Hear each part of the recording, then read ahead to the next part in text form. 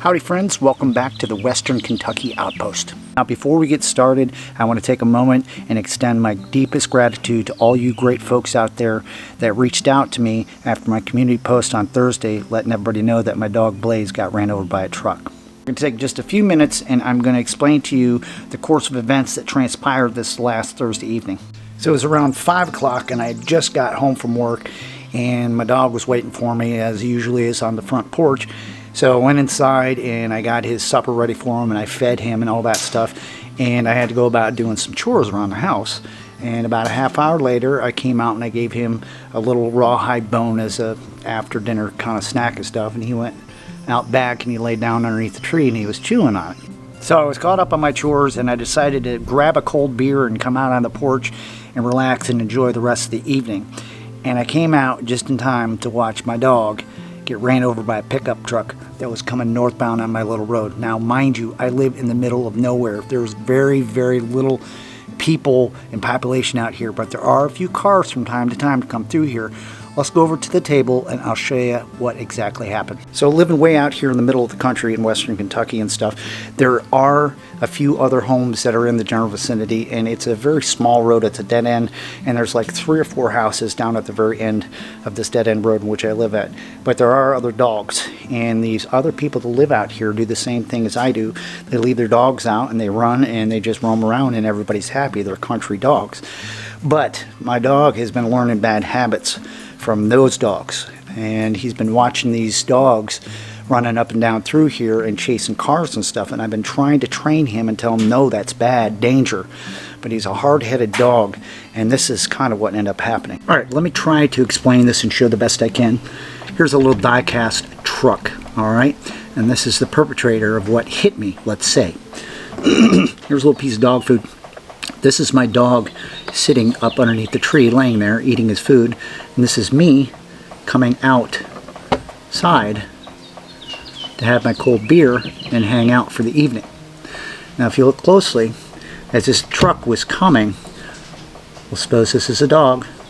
This dog was chasing the truck on the passenger side, okay?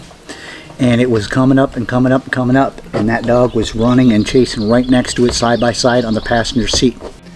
So as the truck was traveling up the road and the dog on the passenger side was running alongside him, my dog saw the dog, didn't care about the truck, ended up bolting as fast as he could to try to get over to get to that dog. And this is what happened. Now this dog ended up getting completely ran over and spit out the back end behind that truck. And I threw my beer that I didn't even have open, and the truck stopped, a lady got out along with her son and stuff, and I ran across the street and Blaze was laying there and the other dog came back to see what was happening. Now I'd almost made it over to grab my dog, and before I knew it he'd got up and he limped his way across the street and over to my neighbor's yard behind the truck and was sitting there, and you could see the dog was in complete shock. I didn't know what the extent of the damage was or anything like that. I sat there and I would comfort him. The lady came out with her son and, oh my God, I'm so sorry, and this and that and everything, and I had to tell her, listen, I appreciate your apology and stuff, but don't be too sorry, because we all know when we have dogs in the country and you leave them out, something like this is bound to happen. And hopefully if he pulls through it, he may end up learning his lesson to stay the hell out of the road. Now after this happened and I was talking to the lady and all, before I know it, Blaze had gotten up and limped his way somehow, or dragged his way up underneath my camper, all the way back up underneath the thing, and kind of stockaded himself back in there. And I had all kinds of wood and stuff back in there, so it was really very easy for me to get in there. I found a way to kind of shove some water in his direction, and I let him be there for a little bit. I kept watching him, and the night kept on wearing on and stuff, and I knew it was going to get cold, and I didn't want to leave him back in there, because when I was a kid I had a dog that got hit by a car on that old country road, and he ended up climbing up underneath the house and he never came back out, and this is what I was worried about. So the nighttime was rapidly approaching and I had to make some real fast decisions on what I was going to do at this point. So I ended up getting and moving all the wood and crap out of the way up underneath the trailer, and I shimmied my way all the way to the back of the camper up where he was, and he wasn't doing very good, and he was very much in shock. I grabbed him around his collar and one around his hind quarter, and I dragged him on my belly backwards all the way out, and I got him outside and I laid him down on a tarp, and he was just laying there like a pile of pudding. And I was worried because he wasn't showing any signs of pain. He wasn't whimpering or anything like that. But I've seen dogs that have gotten hit before where the spinal cord has gotten severed and they don't feel any pain. I didn't see any blood coming out of his nose or his mouth, so that was good. And I decided to pick him up, and I carried him all the way from around the back of the camper up the stairs and inside, put him inside of his crate and left the door open, put some water down there. And I told myself if he's going to die, it's going to be inside where he's comfortable, not down underneath the bottom of the camper. Needless to say, I didn't get a heck of a lot of rest on Thursday night. I had laid up worrying about him, finally dozed off for a couple hours, and I got woke up about 5:30 in the morning, and it was the sound of Blaze yawning. So I got up and I was like, he made it through the night. I couldn't believe it, and so he was happy to see me. You could see he was still in obviously a lot of pain. He had an appetite to him. Thank goodness. He got some dings and dents and some scratches on him and all that good stuff. And I managed to get him outside so he could go potty. And you can see he was really favoring his right rear leg. But I checked it real good and I squeezed around it, and he didn't holler or whine or anything. So I don't think that he ended up breaking a bone or dislocating a shoulder or anything like that. I think it's more of a hyperextension of his leg when it got dragged backwards underneath the truck. And he has a rash up underneath his knee region down there where I think he got burnt by the exhaust and stuff, because that truck went completely over top of him and spit him out the back end.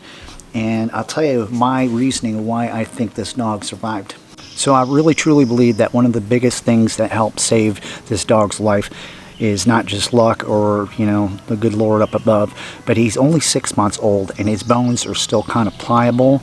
Not to mention the fact that when the truck ran him over, it ran straight over top of him, and it did not hit him or run over him with a wheel or a tire. Because if it had ran over his head or ran over his rib cage, it would have been a totally different story. So it kind of just hit him and it dragged him underneath it, and it's like he got the crap kicked completely out of him in total shock and everything. But now, you know, 2.5 days later, he's already starting to put some weight on his leg, which is good, and he's got a great appetite. Let's go up on the porch and let's take a look at him. And there's the good boy right there, Mr. Blaze. Say hi to everybody. He got the crap beat out of him. The only problem is I still have a lot of worries because I don't believe that he has learned his lesson, and I'll tell you why. Just today alone, I've had to run after him and drag him to the ground to keep him from running out in front of cars and chasing the dogs. So I don't think he's learned his lesson. So I've had to make a very drastic decision if I'm going to keep him, and I'll show you what I'm going to be doing to try to prevent this from happening again. I immediately got online and I ended up ordering for $350 a wireless pet fence, and it's going to be here tomorrow. And these things are state of the art. They ain't like they was 20 years ago and stuff. And this thing will cover 3/4 of an acre perimeter, and I can keep him in an area where he doesn't have the opportunity of running out in front of the cars and dogs any longer.